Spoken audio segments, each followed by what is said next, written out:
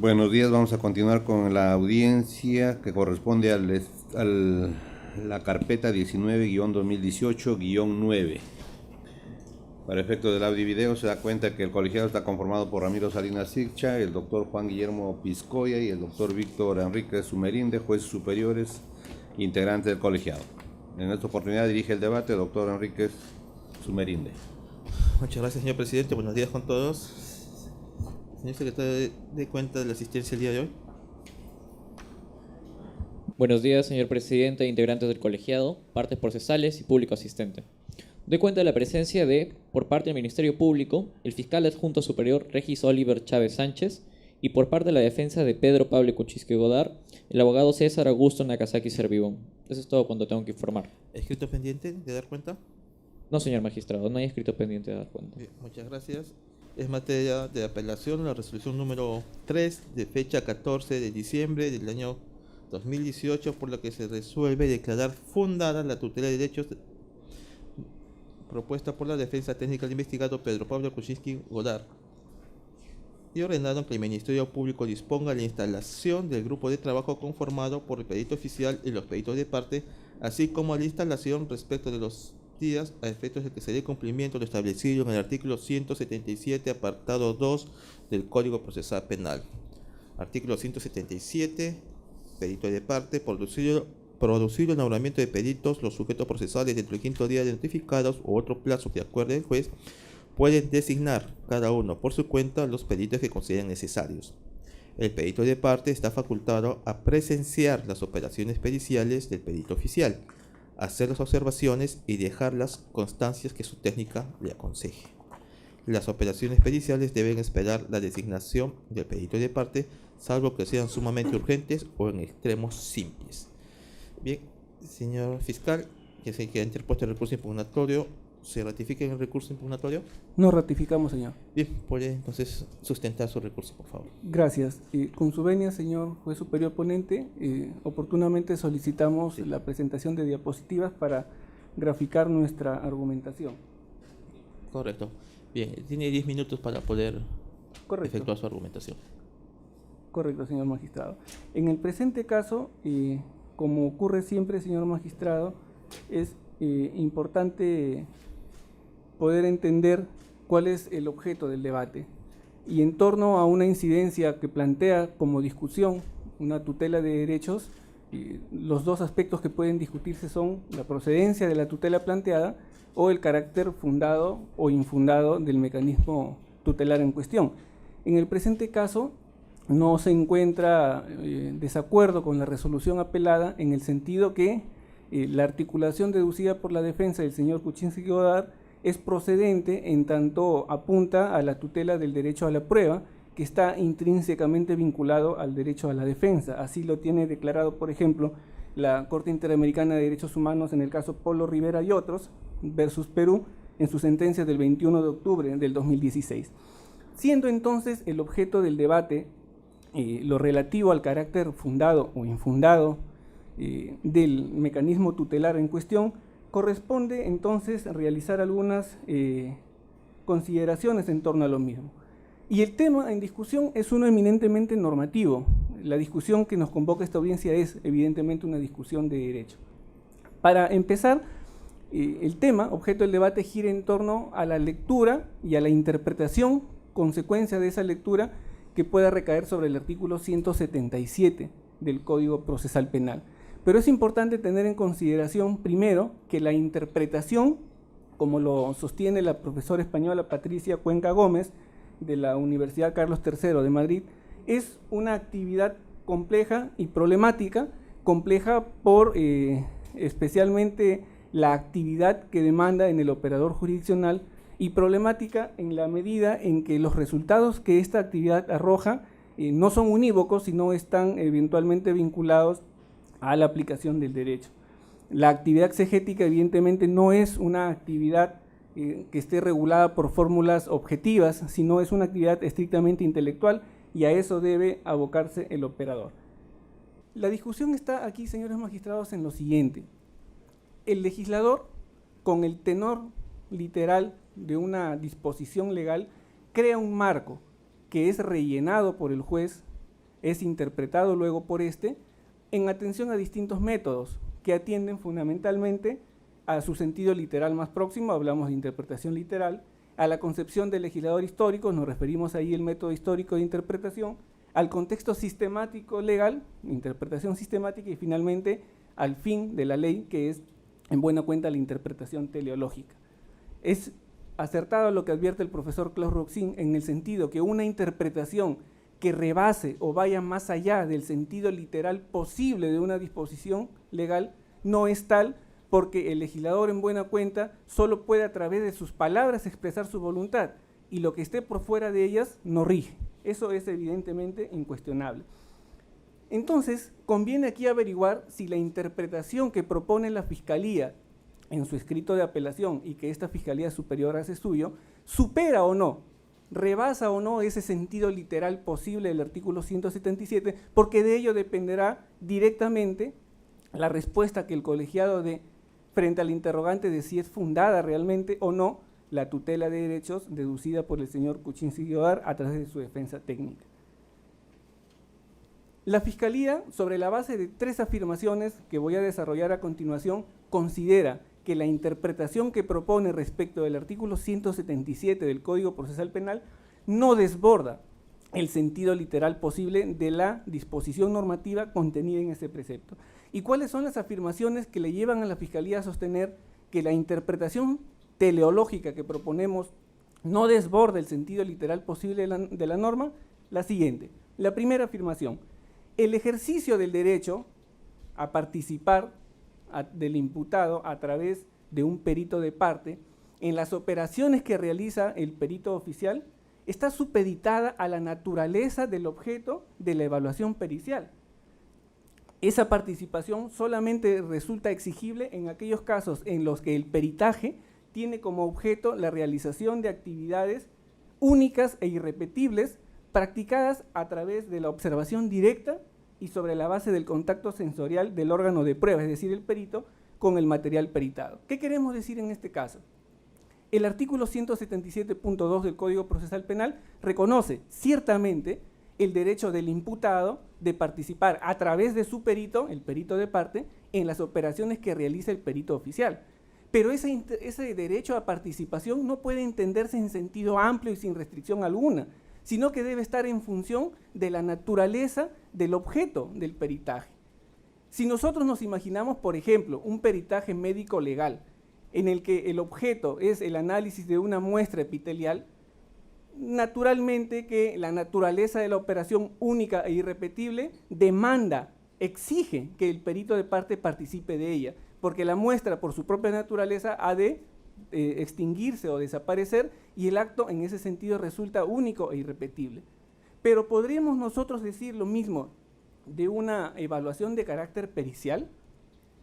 Por eso que la segunda afirmación que viene a sustentar nuestra posición sostiene que la interpretación que nosotros efectuamos del artículo 177 del Código Adjetivo, esto es, que el derecho a participación del perito de parte está supeditado a la naturaleza del objeto pericial, no se opone al texto expreso o al sentido literal posible de ese precepto. No solo no se opone a él, sino que también lo hace viable, hace posible su consagración.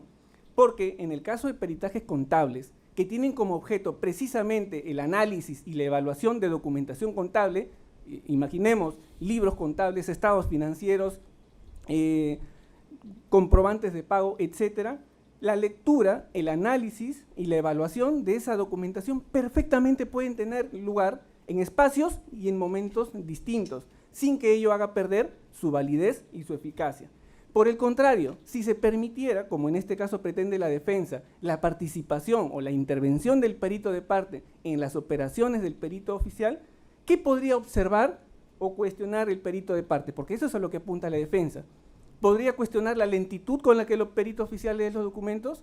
¿Podría cuestionar los gestos que hace cuando descubre determinada evidencia en los documentos contables?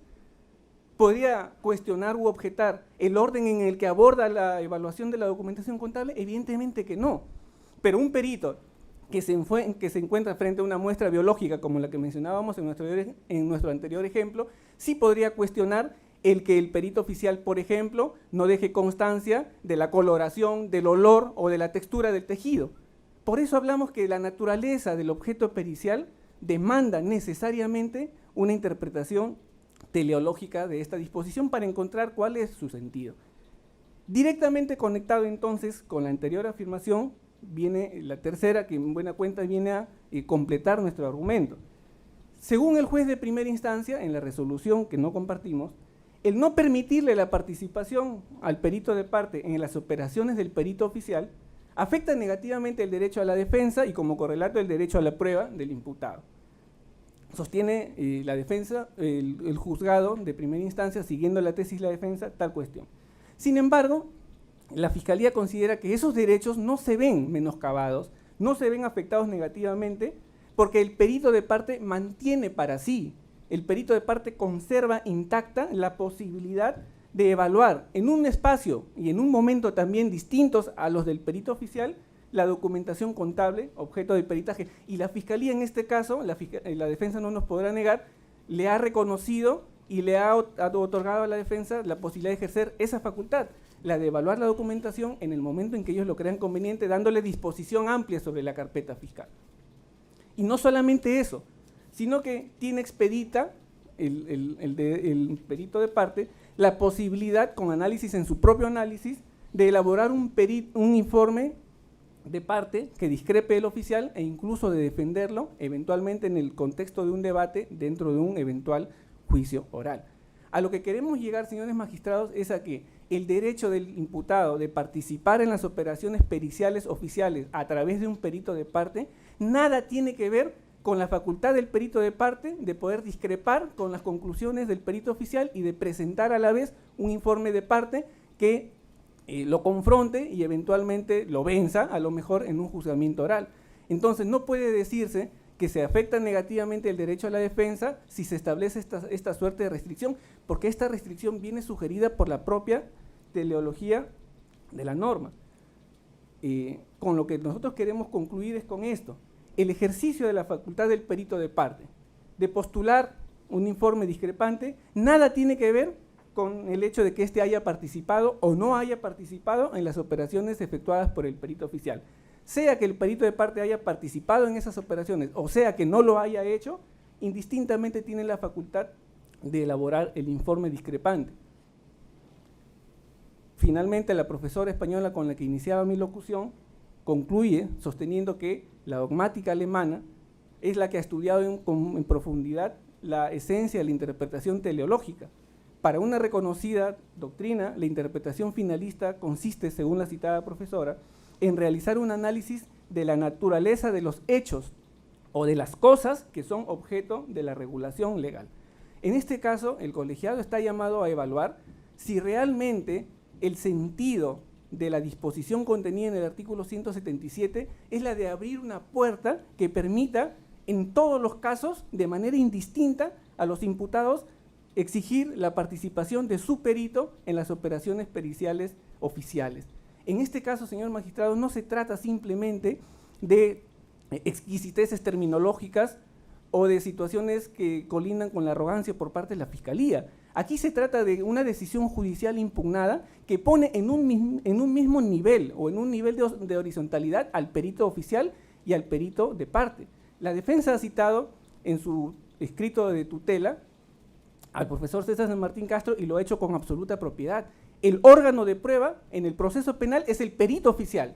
El perito de parte no es órgano de prueba, es un representante del imputado en las operaciones periciales oficiales y por lo tanto el perito oficial no tiene por qué supeditar su horario o su agenda de trabajo a las exigencias del perito de parte. Y eso es lo que pretende soterradamente la defensa en este caso, situar al perito de parte en un grupo de trabajo y condicionar el trabajo del perito oficial a las exigencias o a la agenda disponible del perito de parte, lo que conlleva demora, retardo en el proceso penal, que son responsabilidad directa de la Fiscalía.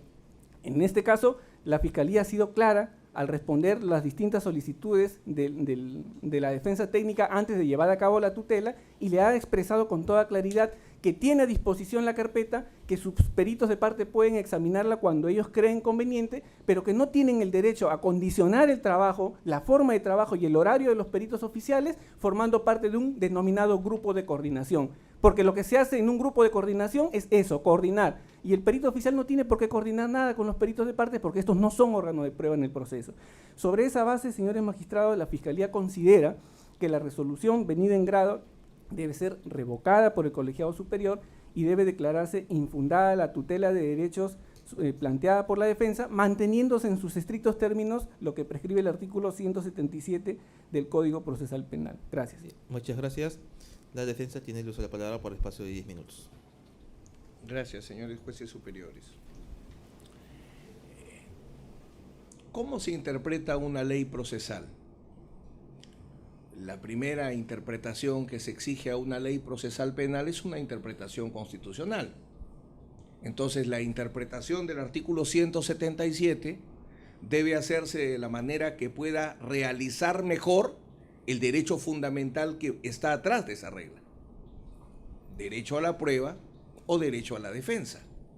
¿Qué interpretación favorece más al derecho fundamental que motiva la regla? Ese es el punto de partida de toda interpretación de una ley procesal penal. Por eso se habla que las leyes procesales penales requieren una lectura constitucional. El artículo 177 establece que una vez designado el perito oficial, dentro de los 5 días, el imputado tiene derecho, o el investigado tiene derecho, a designar un perito de parte. ¿Para qué? La ley dice, el perito de parte está facultado a presenciar las operaciones periciales del perito oficial, hacer las observaciones y dejar las constancias que su técnica le aconseje. El perito de parte está facultado para intervenir en las operaciones del perito oficial. Y eso lo dice César San Martín, se refiere a Hauchen, trabaja sobre Hauchen, y Hauchen dice claramente, el perito de parte interviene para presenciar las operaciones periciales oficiales, para hacer observaciones, precisiones, dejar constancias al respecto, sin perjuicio de elaborar su propio dictamen. Y más adelante dice, el perito de parte no es un mero controlador de la actividad del perito oficial, es un perito que tiene los deberes de un perito, como el de objetividad. Porque hay que diferenciar al perito de parte en la etapa de participación en la operación pericial oficial y luego cuando hace su pericia de parte. La Fiscalía propone un criterio restrictivo a una norma que regula el derecho a la defensa, porque la Fiscalía dice, el perito de parte no interviene en todos los casos, no interviene en todas las pericias oficiales, solo las pericias oficiales que se refieren a hechos que son irrepetibles, como el levantamiento de un cadáver, el examen de una muestra de ADN, el examen de un himen. Es decir, que la defensa no puede ejercer el derecho a que su perito intervenga en todas las pericias, sino solo en ciertas pericias cuyos hechos sean irreproducibles.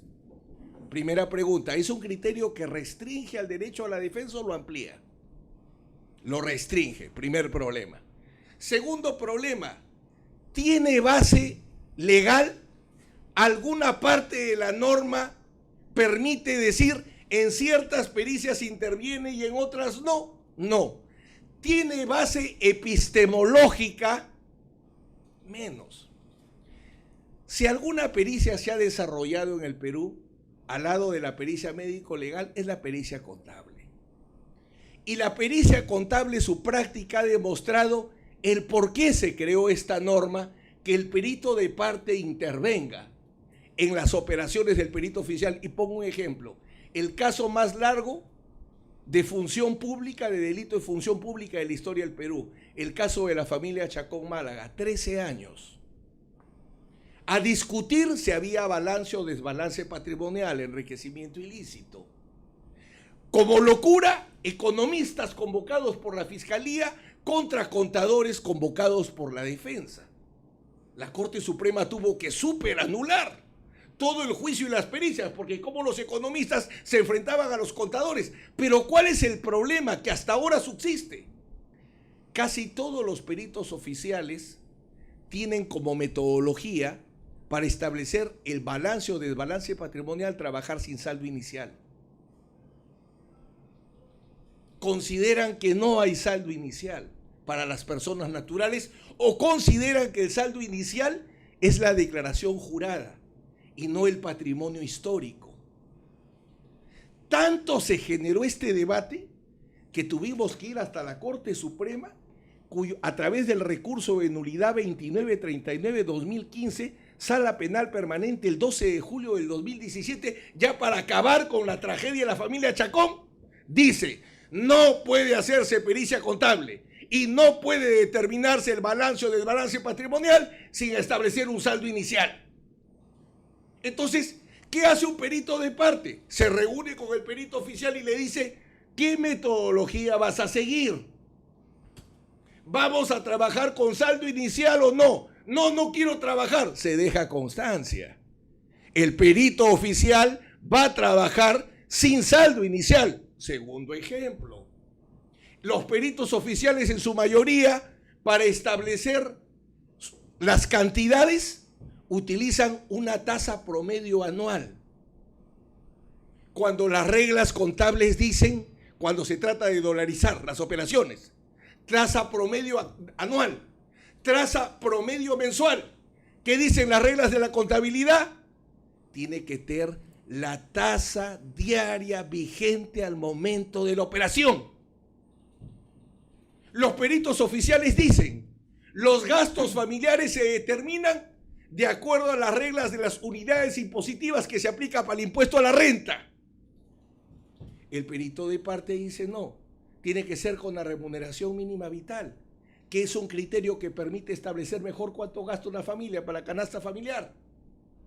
Ese tipo de discusión de método técnica es la que motivó que el legislador establezca que hagan un trabajo conjunto.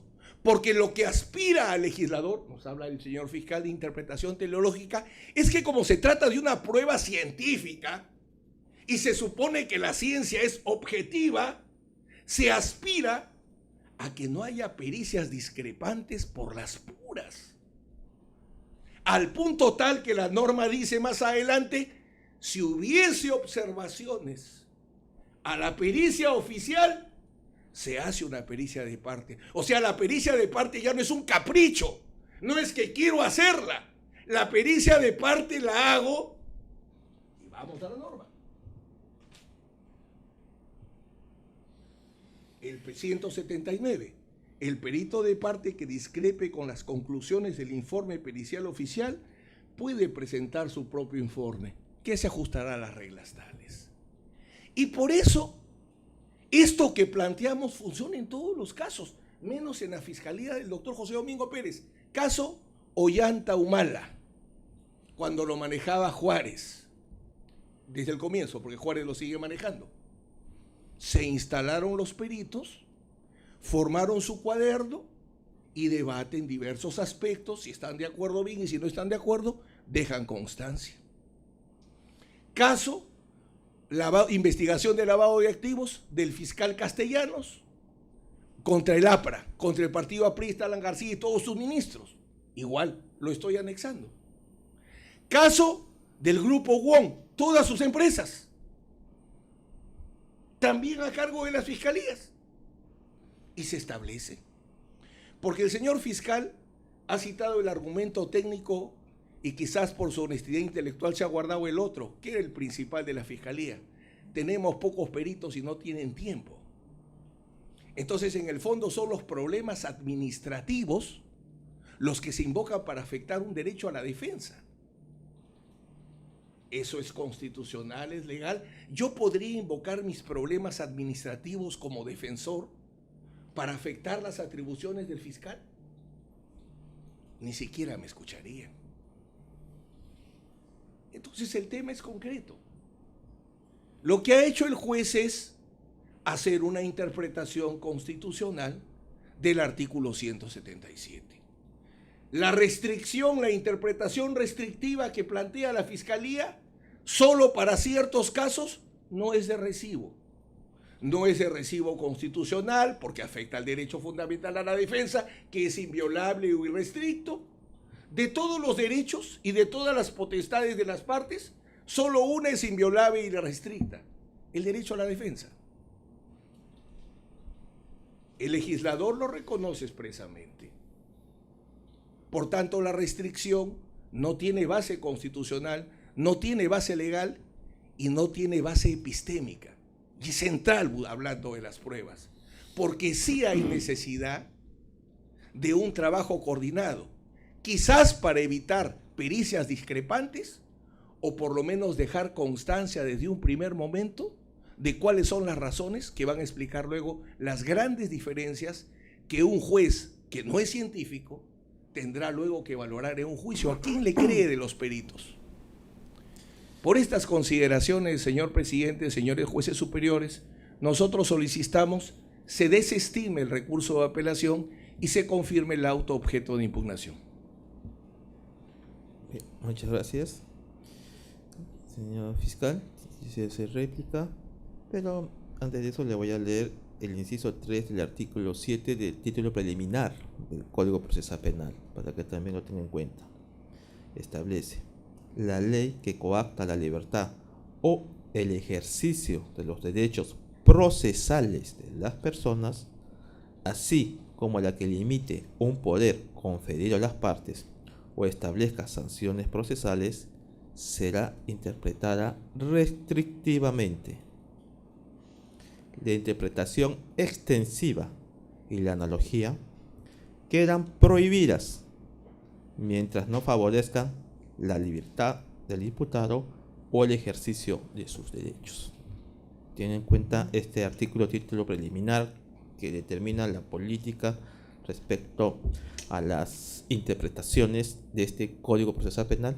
Tiene uso de la palabra por 2 minutos. Gracias, señor magistrado. Es correcto que su exhortación invoque esta norma del título preliminar de nuestro Código Procesal Penal. Sin embargo, habría que hacer una acotación. Ella se refiere a la prohibición que recae sobre el operador jurídico de no extender o sobredimensionar el alcance de una disposición que reconozca un derecho o una prerrogativa al imputado. En este caso hablamos del método opuesto, esto es de acotar racionalmente el texto y el contenido en buena cuenta de una disposición legal. La discusión que nos convoca a esta audiencia se ubica en este segundo aspecto, no en el de extender innecesariamente o inconstitucionalmente el alcance de una disposición legal procesal, sino el de acotar racionalmente su contenido. Y esa es precisamente la propuesta de la Fiscalía. La Fiscalía, en contra de lo que sostiene la defensa, no desconoce el derecho del imputado a participar a través de su perito de parte en las operaciones periciales oficiales. Lo que la Fiscalía propone es que ese derecho a la participación en dichas operaciones se regule y se ejerza racionalmente atento al objeto de la prueba pericial. En el caso concreto, expresiones como o discrepancias que puedan darse respecto a si se incluye o no en una evaluación contable el saldo inicial, o si se discute o se incluye la tasa promedio anual o la tasa promedio mensual, son discusiones evidentemente que conducen a pronunciamientos periciales disímiles en sus conclusiones. Pero no quiere decir ello que esas discusiones tengan que ser necesariamente o que demanden necesariamente la presencia del perito oficial y de los peritos de parte, porque cada uno de ellos puede, según su propia metodología, evidentemente seguir una propia de manera separada y no coincidir en el despacho fiscal o en el lugar que se pueda fijar al efecto. A lo que voy es a que el perito oficial designado por la Fiscalía puede iniciar y concluir su evaluación documental de la manera en que su conocimiento y su experiencia se lo dicte, y también pueden los peritos de parte hacer lo propio sin que tengan que coincidir, porque esa coincidencia es precisamente la que genera el entorpecimiento del normal desarrollo del proceso, porque habría que homologar y en cierta forma condicionar la disponibilidad en la agenda de uno a las de otros. Esas son las dificultades administrativas a las que se refería el abogado de la defensa. No es una deficiencia en la propia organización fiscal, sino en cómo hace operativo su trabajo de investigación. Finalmente, el mencionar casos como los del expresidente Ollanta-Humala, del caso del Partido Aprista Peruano o caso del Grupo WOM, nos lleva a una conclusión: los antecedentes no crean derecho. El que ciertas conductas o ciertos eventos se realicen o se vengan realizando no los convierte automáticamente en correctos. El que determinados despachos fiscales vengan trabajando de una manera determinada no hace correcto su trabajo o incorrecto el de un despacho que trabaja de manera distinta. Aquí lo que se tiene que analizar es racionalmente las disposiciones legales, y las disposiciones legales han sido dictadas por el legislador para ser interpretadas más allá de lo que dicta su tenor literal. El juez de primera instancia lamentablemente confunde la necesidad de que ningún método interpretativo rebase el sentido literal posible de la disposición con realizar tan solo y pobremente una interpretación literal. Claro, como me preocupa que el método interpretativo que yo aplique no rebase el sentido literal posible, me conformo con la interpretación literal, que es la más sencilla. Entonces, si encuentro un cartel que en un parque dice están prohibidos los vehículos rodados, no puedo permitir el ingreso a una persona en silla de ruedas porque es un vehículo rodado.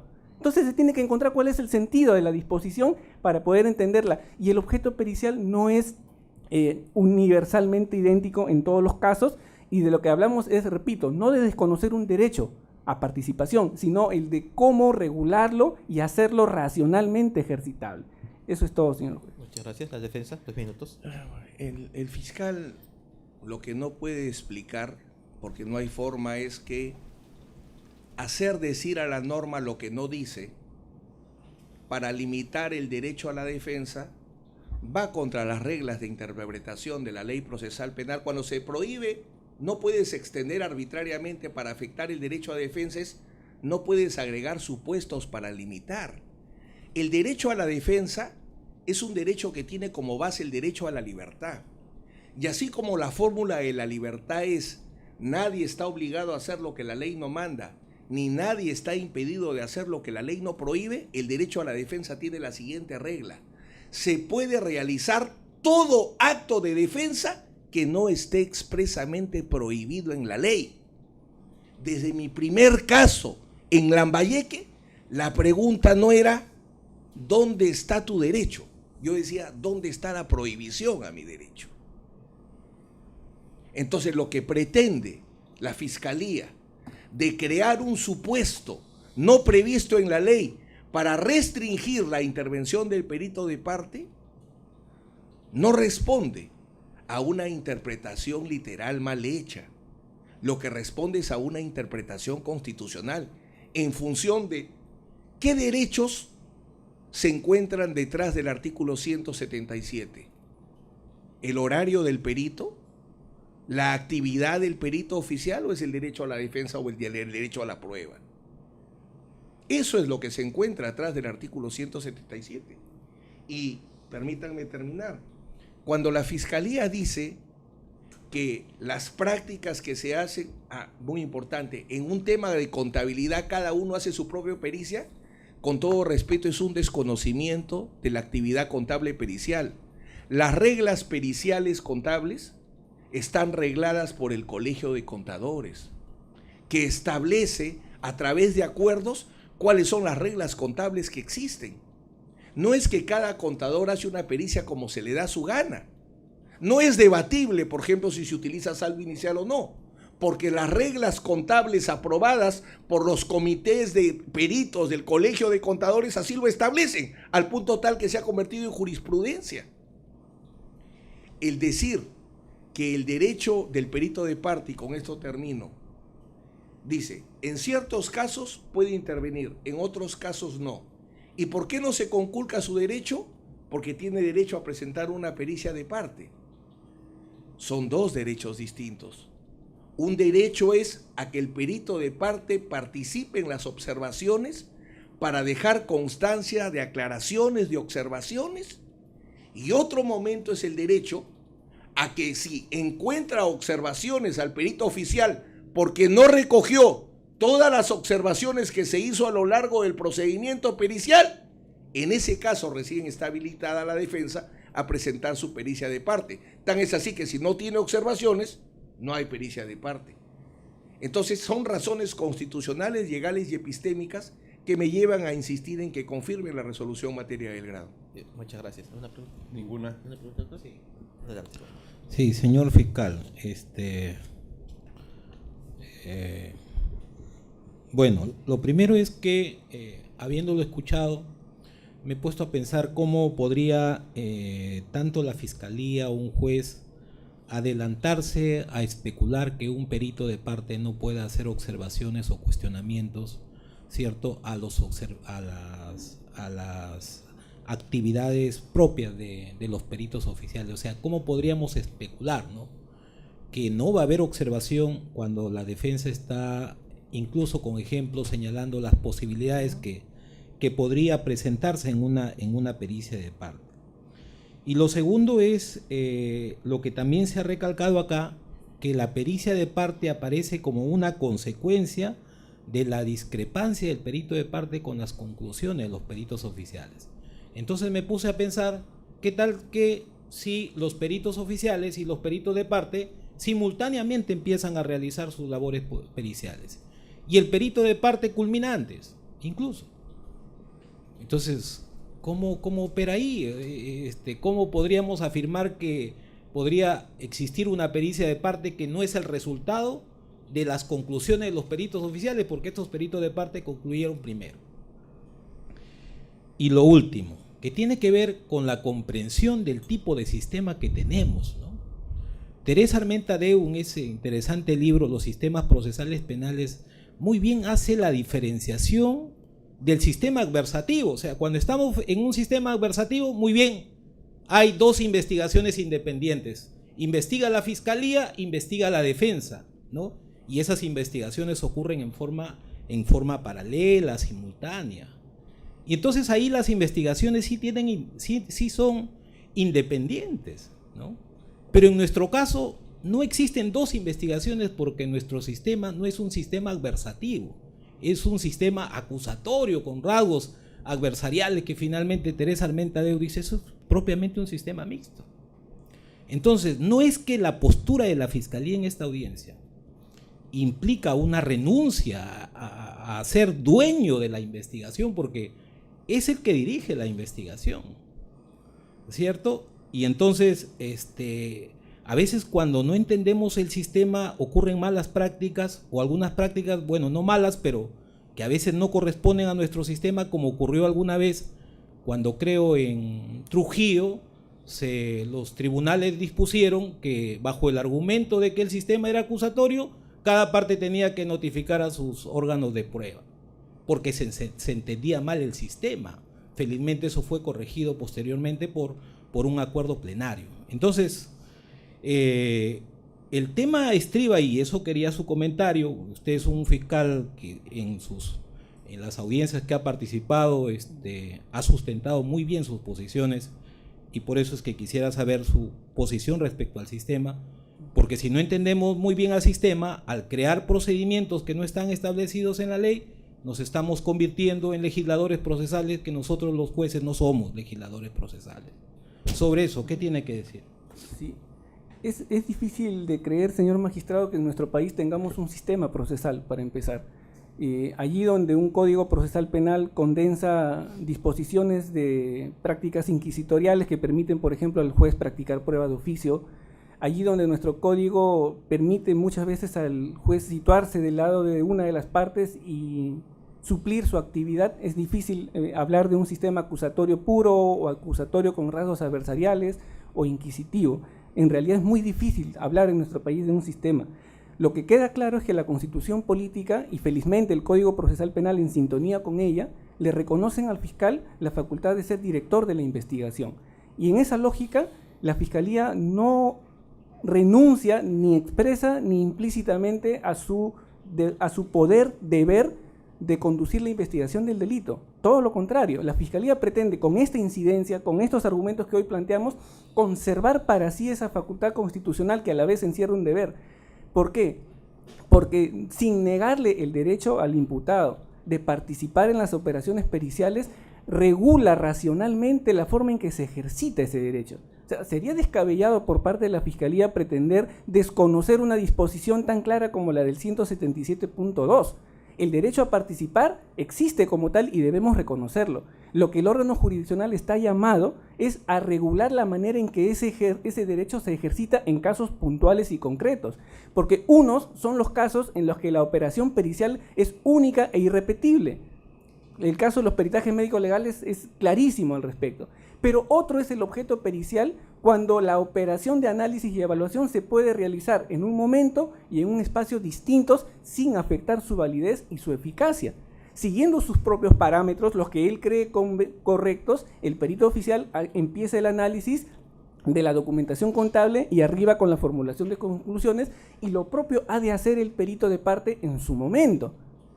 Usted me preguntaba, ¿y qué ocurre si el perito de parte evacúa su informe antes que el perito oficial? Ello es imposible desde que la facultad del perito de parte de elaborar su informe discrepante está condicionado a que exista un peritaje oficial cuyas conclusiones precisamente sean materia de discrepancia. Entonces eso no es posible, jurídicamente no es posible.